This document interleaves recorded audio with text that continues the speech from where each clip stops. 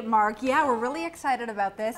As you mentioned, Saturday's the big day, right? Right. That's when everybody's going to be rushing out to pick out their trees. But before you do, we have some ideas, and you've got 3 gorgeous tabletop trees. Right. What I love about these is that they're all real. Yeah. I love that. Okay. So we're going to go out. This one's actually a Swiss pine on the end, but it doesn't matter what kind you get. You want to make sure that you get a fresh cut as soon as you bring it home, or sometimes you can go to the lot and they'll do it for you, because you have about 2 hours to get that fresh going on, and then you want it to soak up all that water as it can. Okay. But so we're 2 hours, you got to get it in water. In water, that's right. So the Swiss here over here, I've done a really natural design on this. This is for someone that maybe doesn't have a lot of ornaments yet in their arsenal.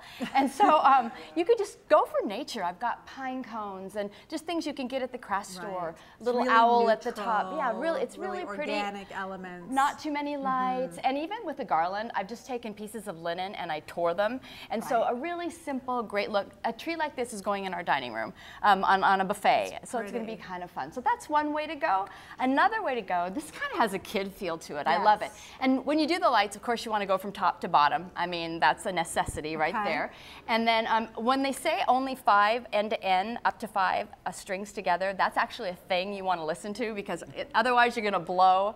5 strings of light end to end and per tree. Right, up to 5. And so that's a thing. Do that, because I've not done that and it doesn't turn out well for you.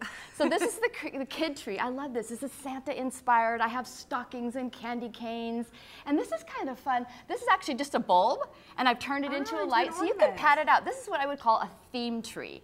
And then I've also got, like I said, candy canes. And take a look at this. This is kind of fun. I've taken inexpensive candy, popped it in a little bag, and that becomes an ornament on the tree. So again, that's a way to stretch your dollar from top to bottom like that. So I love the theme tree. This would be great like at a breakfast nook or something like that. And then last but not least, how did you do so this is a real flock tree. We're going old school here. My mom used to do a flock tree when I was a little girl, and actually a lot of those are her ornaments. And pink and gold apparently was really popular, and it's kind of popular now too. It's coming back. But very few garden nurseries carry these. And once they flock them, of course, they don't have to be put in water, and they'll last the whole season. But it's just a really beautiful, elegant way to go. And when I do this, I love to put actually fresh roses on the tree.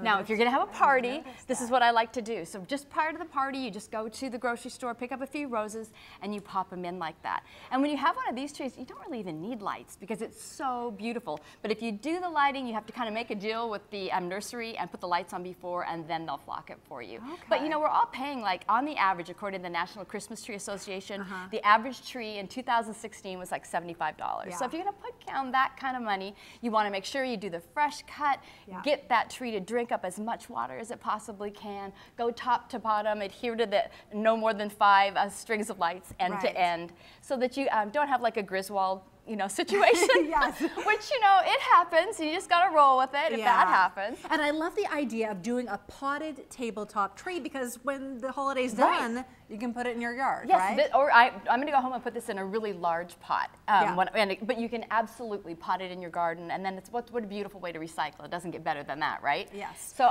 just kind of fun. More ideas on La Familia blog. We're also going to be talking about this on Facebook Live coming up in the 5 o'clock hour, and you can ask Monica some more questions if you got questions about decorating your tree.